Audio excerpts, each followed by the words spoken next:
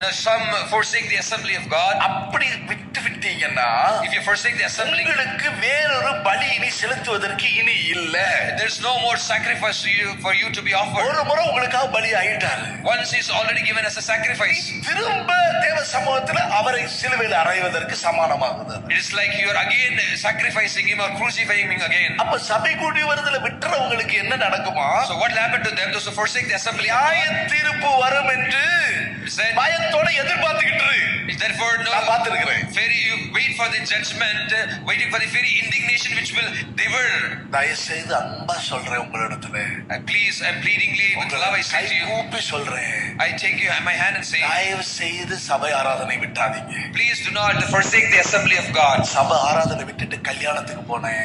Leaving the assembly of God, going for marriage, வீடு ஃபங்க்ஷனுக்கு போனேன். going for another function. இந்த முக்கியமான வேலை அன்னைக்கு தான் ஆர்டர் கிடைக்குதுன்னு போனேன். I went to an important order.